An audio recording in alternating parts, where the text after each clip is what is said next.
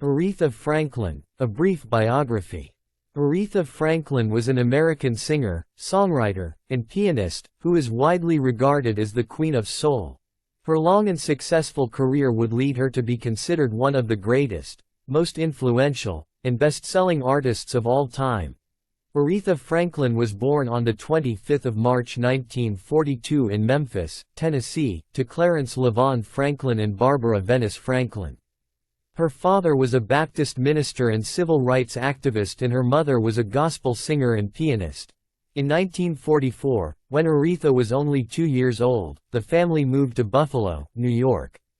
And by the time she was 5, the family had permanently settled in Detroit, where her father became the pastor of the New Bethel Baptist Church. However, Aretha's parents had a troubled marriage, and in 1948, when Aretha was 6 years old, her parents separated and her mother returned to Buffalo, leaving the children behind in Detroit. Aretha stayed with her father in Detroit and visited her mother during the summers, and her mother visited her in Detroit as often as possible. When Aretha was 9 years old, her mother died due to a heart attack just 18 days short of Aretha's 10th birthday. Aretha and her siblings were then raised with the help of several women in the community, such as her grandmother and even the influential gospel singer Mahalia Jackson. It was under the influence of these women that Aretha first became interested in music and began learning to sing and play the piano by ear. Her father's passionate sermons led him to be known as the man with the $1 million voice, making him a celebrity among the African American population. His sermons even ensured him a solid income, as he was invited to give sermons in various churches across the country. He was so well known that many famous and influential personalities such as Martin Luther King, Sam Cooke, James Cleveland, Clara Ward, and Jackie Wilson frequently visited the Franklin household. Aretha had minimal schooling in her youth, completing her freshman year at Northern High School but dropping out during her sophomore year. After becoming interested in music soon after her mother's death, Aretha Franklin began singing hymns at New Bethel on her own. By the time she was 12, her father took her on the road with him on his gospel caravan tours so that she could perform in different churches. Acting as her manager, he also helped her to get and sign her very first recording deal with JVB Records in Detroit. Aretha's father brought in recording equipment at the New Bethel Baptist Church and helped Aretha record 9 tracks on which she sang and played piano. In 1956, when Aretha was 14 years old, JVB released her first single, Never Grow Old, backed by You Grow Closer. The same year, 5 of her tracks were released on side 1 of the 1956 album Spirituals.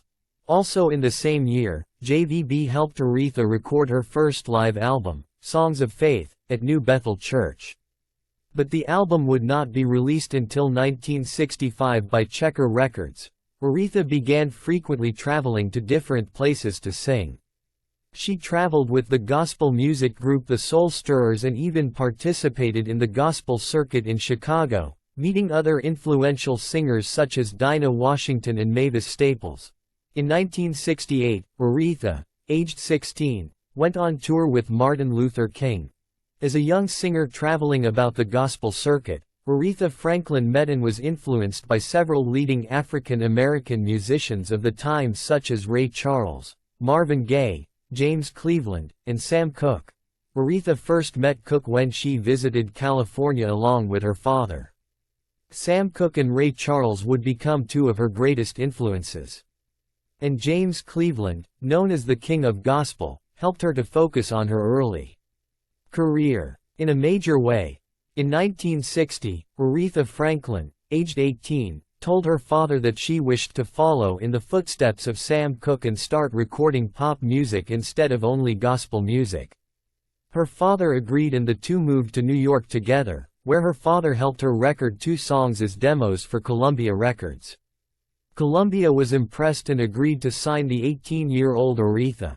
In September of 1960, Columbia released Aretha's first single, Today I Sing the Blues, which reached the top 10 of the Hot Rhythm and Blues Sellers chart. Shortly thereafter, in January 1961, her first album, Aretha, with the Ray Bryant Combo, was released to much success. The album became the breakthrough she had been looking for.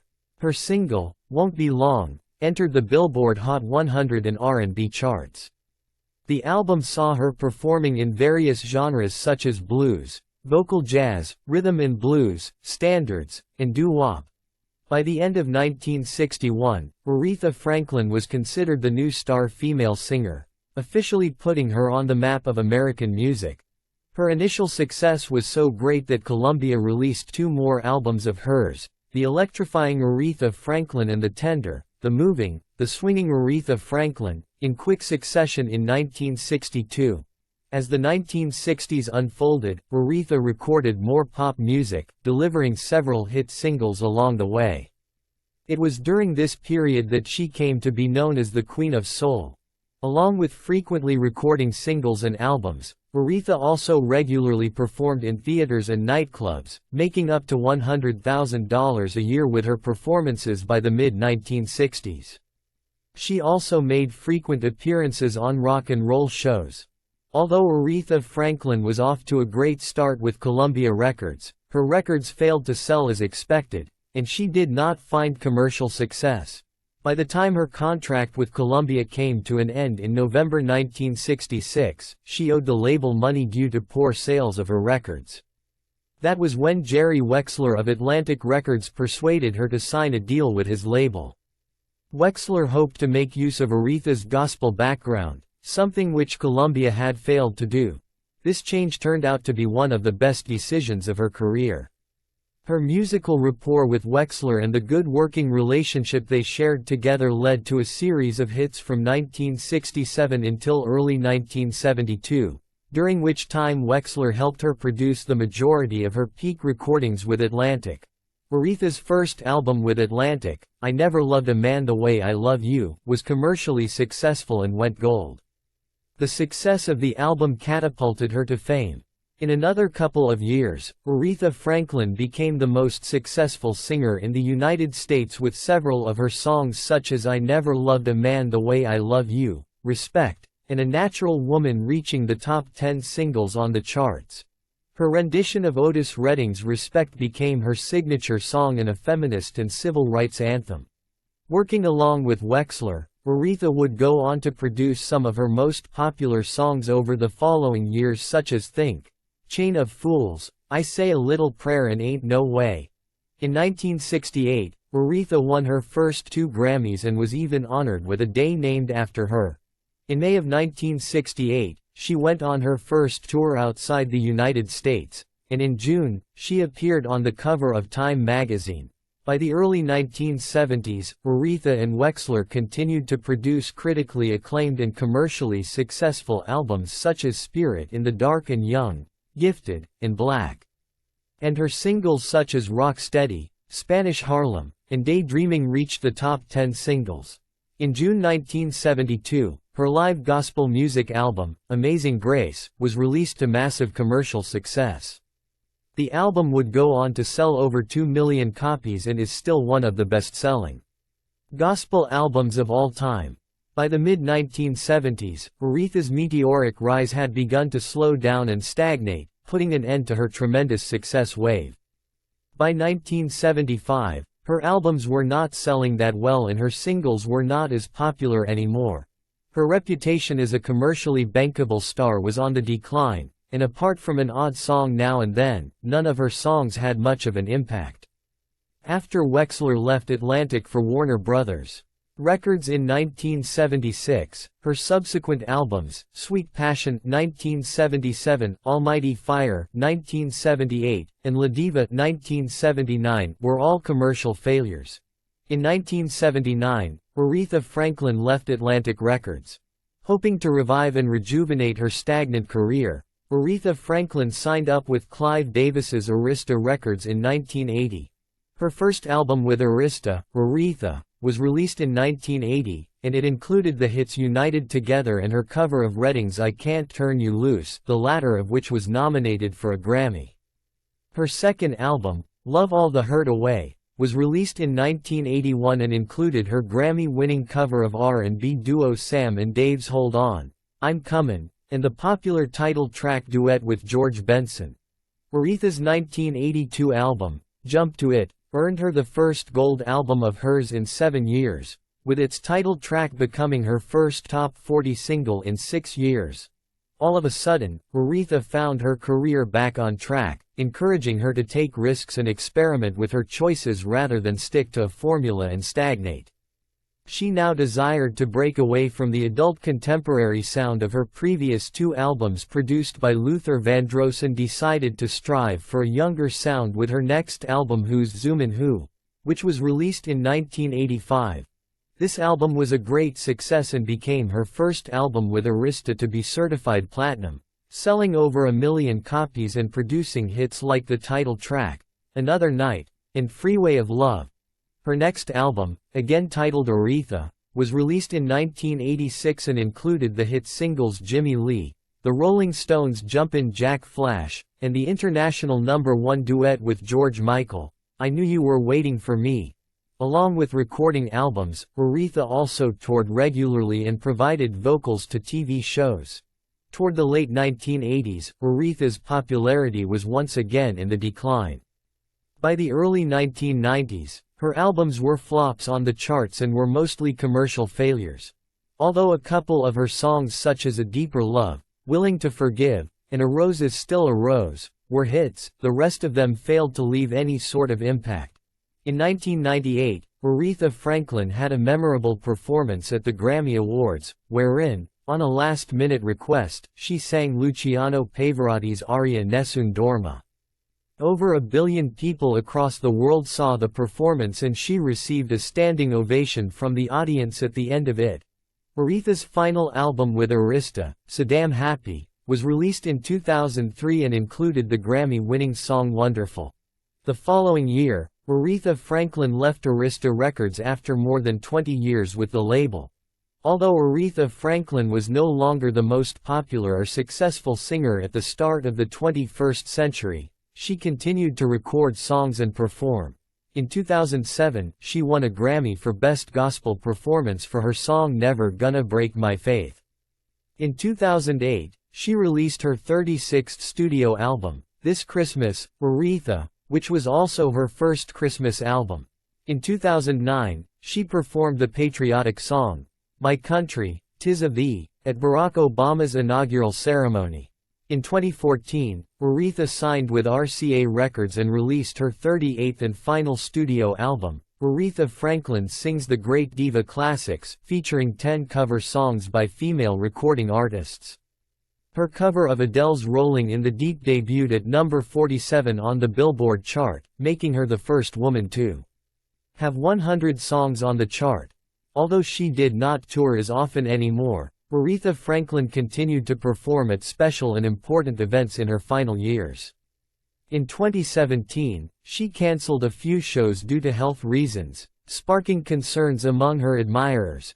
In September 2017, she performed her last full concert at the Ravinia Festival in Illinois, and in November 2017, she gave her final public performance at the Cathedral of St. John the Divine in New York City for Elton John's 25th anniversary gala for the Elton John AIDS Foundation. After being seriously ill for several days, Aretha Franklin, aged 76, died at her home on 16 August 2018 due to a malignant pancreatic neuroendocrine tumor, which is different from the most common form of pancreatic cancer. Several influential and well-known personalities paid tributes to her and mourned her death. Obama said she helped define the American experience, while civil rights activist and Baptist minister Al Sharpton called her a civil rights and humanitarian icon in acknowledgement of her support of various humanitarian causes. On 19 August, a memorial service was held at New Bethel Baptist Church.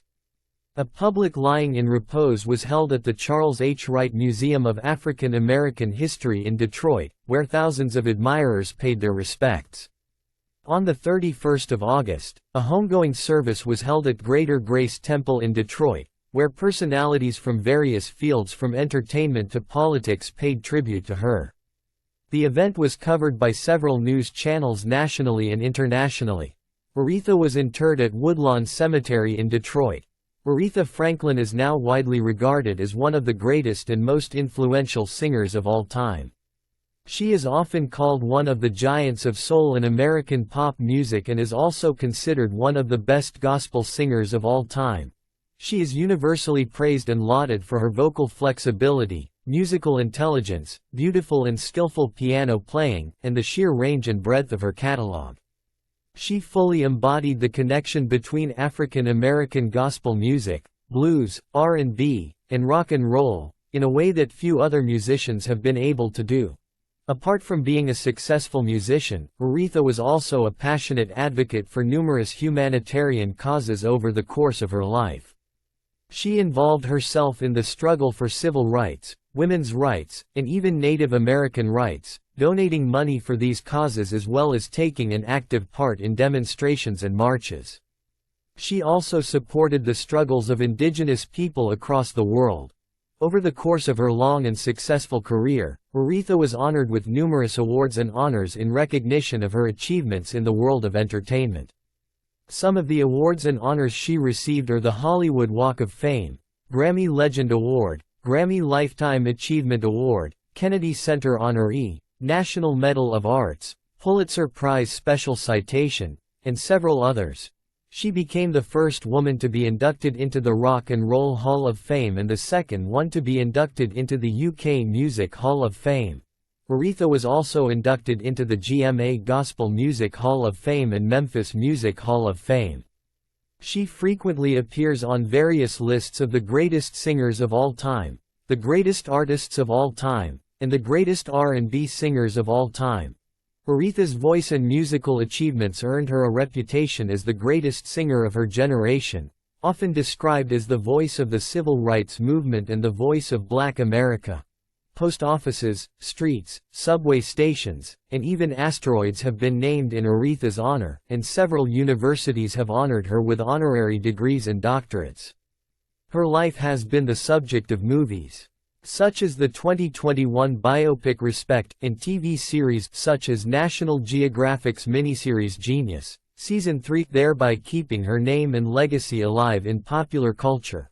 We were fortunate to witness the talent of Aretha Franklin, a musical genius unmatched in her range, power, and soul. Her life and work have gone on to inspire countless musicians across the world, especially women. It is not an exaggeration to say that Aretha Franklin truly was the Queen of Soul.